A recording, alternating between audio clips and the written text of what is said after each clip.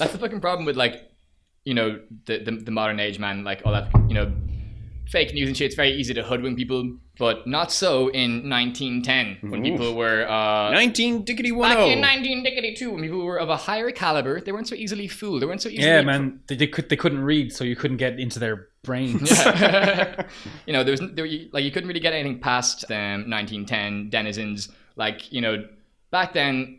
They lived in an age free from fake news and pseudoscientific cure-alls and that kind of shit. And when there was a potential healthcare scare, they looked at the facts and nothing else. Okay? And that's why when there was a rumor that they were going to get fucking gassed to death by alien space gas, they took it like champs. They were like, it's no big deal. It's 1910. Halley's comet is on its way, which happens every 75 years in much the same fashion since forever. And when...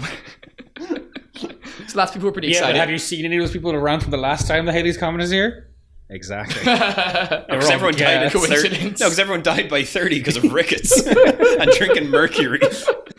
So it's 1910. Halley's Comet is on its way, and lots of people are pretty excited because it's a cool thing. It's a cool thing happening to cool space monkeys, and there are no problems. But then suddenly. Alien space gas, bro. A bunch of bullshit happened. People were apparently worried about the comet rearranging the oceans and causing the Sahara Desert to flood. Rearranging the oceans, just that's it.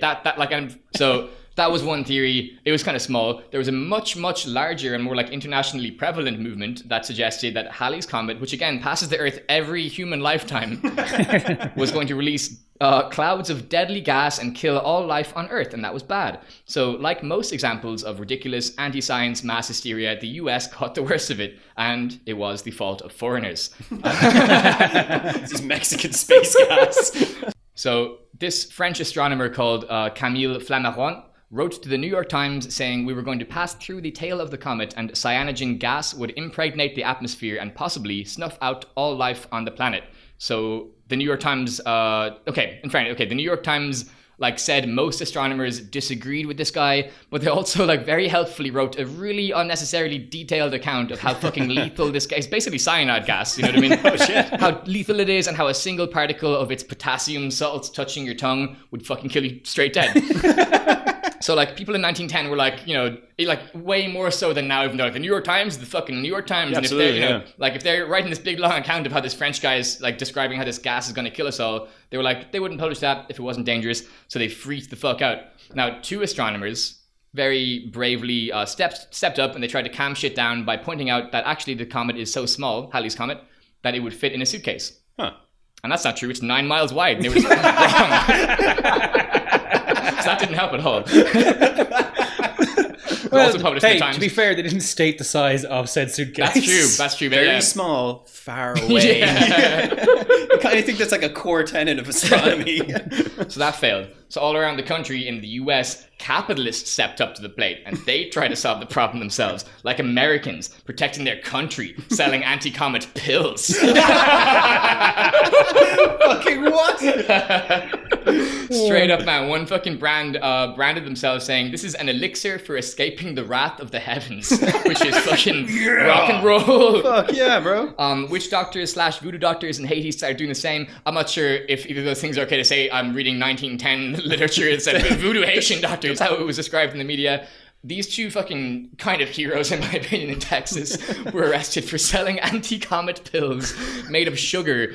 So sugar pills. But they were arrested. They were going to jail. They were released by the authorities due to mass demand from angry crowds standing outside the police station. Angry crowds of Texans who wanted their fucking anti-comet pills. So they were released because of the potential mob gathering outside of rubes who wanted to buy the sugar pills.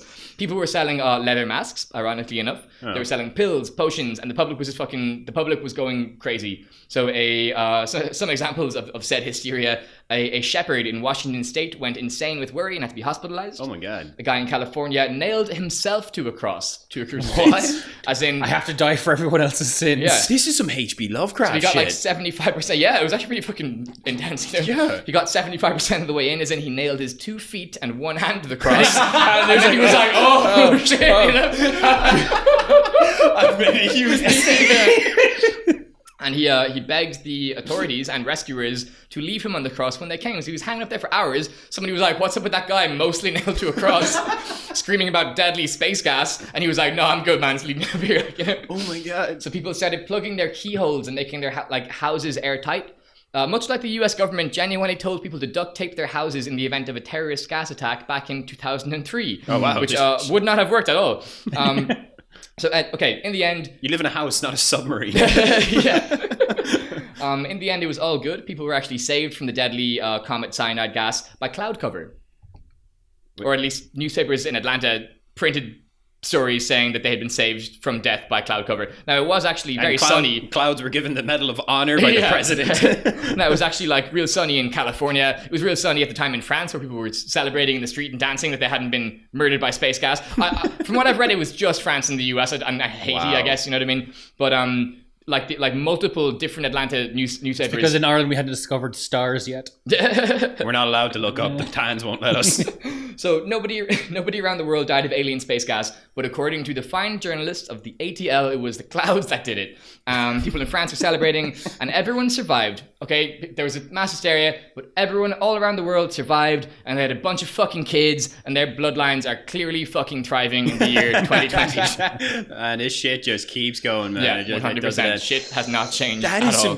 Genuinely, that reminds me of like H.P. Lovecraft shit. Yeah, the cross thing was intense. Just fucking, there's like a fucking weird space gas coming. Loads of cults are starting to come up. Oh shit, I totally forgot one of the bits actually. Yeah. Oh, there's a cult? Yeah, the Sacred Followers in Ohio. No, straight up, man. They were trying to do a virgin sacrifice and they had to be stopped by a posse of Ohio cops. Oh my god. They had a virgin and everything. Jane, oh my god. Jane, shit, I forgot to write that down. There was a doomsday cult in Ohio who actually acquired a virgin to sacrifice her, and they had her, and they were going to get her off Etsy.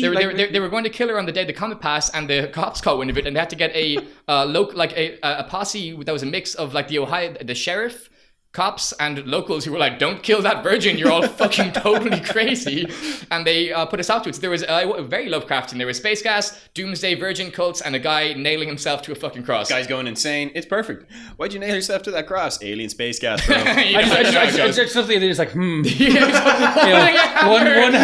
hand with a hammer on it, up on a cross, being like, I done fucked up. Yeah, that's so good. Only there was some way to have seen this coming.